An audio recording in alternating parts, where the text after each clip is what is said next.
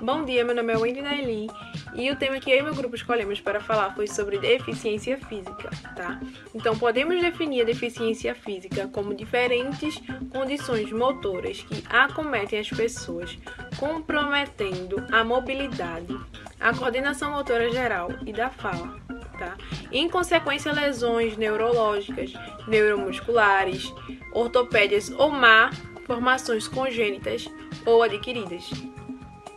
De acordo com o decreto número 5.296 de 2 de dezembro de 2004, deficiência física é alteração completa ou parcial de um ou mais segmentos do corpo humano, acarretando o comprometimento das funções físicas, apresentando-se sob forma de paraplegia, monoplegia e dentre outros.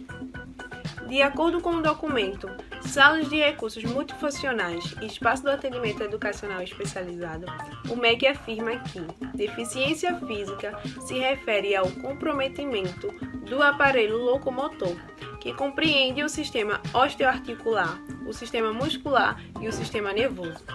As doenças ou lesões que afetam quaisquer desse sistema isoladamente ou em qualquer conjunto podem produzir limitações físicas de grau e gravidade variáveis, segundo os segmentos corporais afetados e os tipos de lesões ocorridas. Quero fazer uma indicação para vocês também, de 5 filmes que é voltado para esse tema. Ferrugem e Osso, Carne Trêmula, Feliz Ano Velho, Uma Janela para o Céu e Um Litro de Lágrimas. Boa tarde, meu nome é João Vitor e eu vou falar sobre a deficiência física. Existem muitas pessoas com deficiência física no mundo e no Brasil não se sabe o número exato, mas certamente é um número muito grande. E a tendência é que aumente devido aos acidentes e a violência que assolam o país. De acordo com os dados do INEP, em 2004, o número percentual de deficientes físicos matriculados em escolas públicas e privadas são de 5,5%, cerca de 31.434. Censo IBGE 2000. Deficiência visual, 48,0%. Motora, 22,9%. Auditiva, 16,7%. Intelectual, 8,3%. E física, 4,1%. No Brasil, 24,5 milhões de pessoas com deficiência, 14,5%. Boa tarde, meu nome é Matheus e vou falar sobre a deficiência física e o que ela pode ser. A deficiência física pode ser temporária, quando tratada permite que o indivíduo volte às suas condições anteriores. Recuperável, quando permite melhoria diante do tratamento ou suplência por outras áreas não atingidas. Definitiva, quando apesar do tratamento o indivíduo não apresenta possibilidade de cura. Compensável, é a que permite melhora por substituição de órgãos, por exemplo, a amputação compensável pelo uso de prótese. A deficiência física pode ter várias causas. Hereditariedade, quando resulta de doenças transmitidas por genes, podendo manifestar-se desde o nascimento ao aparecer posteriormente. Congênita, quando existe no indivíduo ao nascer, mais comumente antes de nascer, isto é, durante a fase intrauterina. Adquirida, quando ocorre depois do nascimento em virtude de infecções, traumatismo e intoxicações. Olá, bom dia. Meu nome é Maria Cecília e hoje eu vim falar sobre as causas de deficiências físicas. Muitas deficiências físicas são causadas pelos acidentes de trânsito. No Brasil, a cada 410 acidentes, uma pessoa sai deficiente físico. Na Suécia, a cada 21.400, uma pessoa também sai deficiente físico, sem contar os ferimentos causados por armas de fogo e doenças. Podemos dizer de uma forma mais simplificada que a paralisia cerebral é uma alteração motora ocasionada por uma lesão no cérebro. Entendemos melhor, ao contrário do que o termo sugere, paralisia cerebral não significa que o cérebro ficou paralisado, e sim que ele não comanda corretamente os movimentos do corpo. Obrigada. Boa tarde, meu nome é João Marcos e irei explicar para vocês sobre a paralisia cerebral. A paralisia cerebral é uma alteração motora ocasionada por uma lesão no cérebro. O termo sugere paralisia cerebral, mas isso não quer dizer definitivamente que o cérebro está paralisado, mas que o corpo possui uma certa dificuldade para exercer os movimentos. Deficiência física e o processo de inclusão escolar. Para esses alunos receber essa inclusão escolar, eles precisam de tais acessibilidades. Essas acessibilidades são: o piso da sala de aula não pode ser muito escorregadio, as cadeiras têm que ter uma altura apropriada para que esses alunos não encostem os seus pés no chão, e as cadeiras elas precisam ter um comprimento de uma distância de uma para a outra para que permita ter o acesso de circulação das cadeiras de rodas. Diagnóstico. Para os professores será importante a informação sobre quadros progressivos ou estáveis, alterações ou não da acessibilidade tátil, térmica ou dolorosa. Não existem outras complicações associadas como epilepsia ou problemas de saúde que requerem cuidados e medicações. Deveremos distinguir lesões neurológicas não evolutivas, como a paralisia cerebral ou traumas medulares, de outros quadros progressivos como distrofias musculares ou tumores que agridem o sistema nervoso. Nos primeiros casos, temos uma lesão de característica não evolutiva e as limitações do aluno tendem a diminuir a partir da introdução de recursos e estimulações específicas. Já no segundo caso, existe um aumento progressivo de incapacidades funcionais e os problemas de saúde associados poderão ser mais frequentes. Acessibilidade.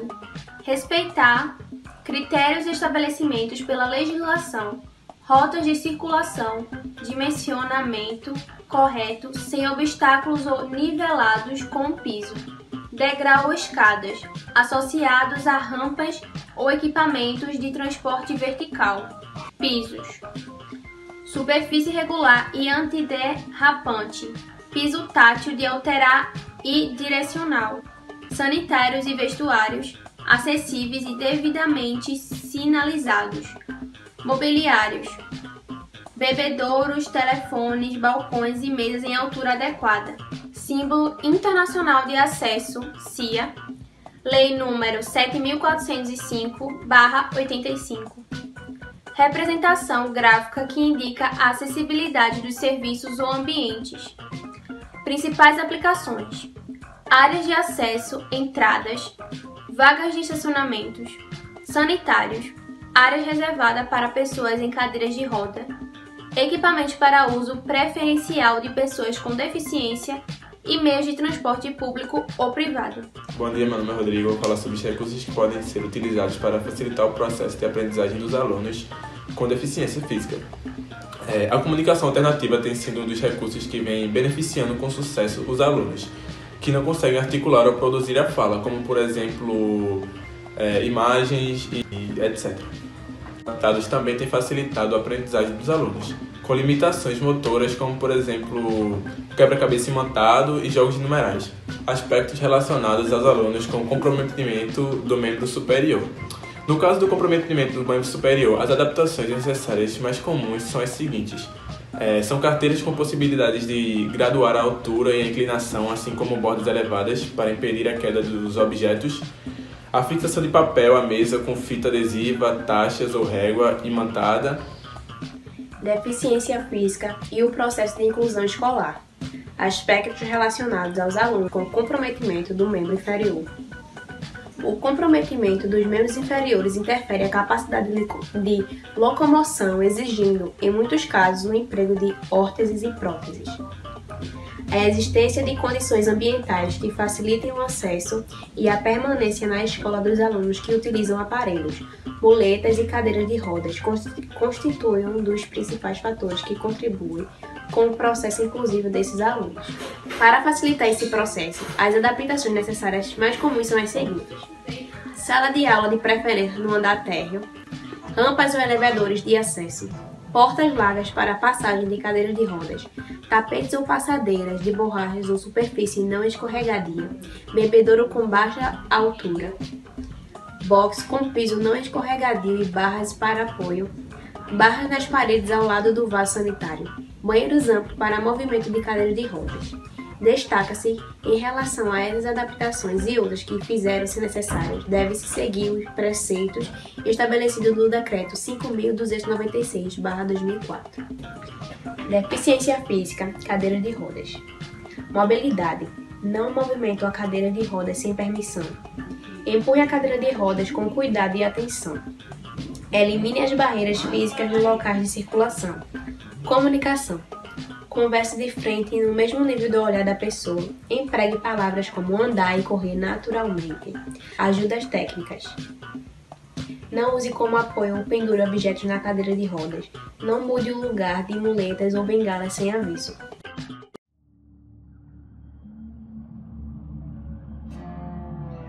Eita! Eu vim aqui no final pra falar que Gabi esqueceu a última parte dela. Aí eu vim aqui pra explicar mais ou menos o que seria, que é umas imagens que eu vou estar deixando passando aí, que mostra maneiras de facilitar o dia a dia da pessoa com deficiência física. Então é isso aí, velho. Tá de boa.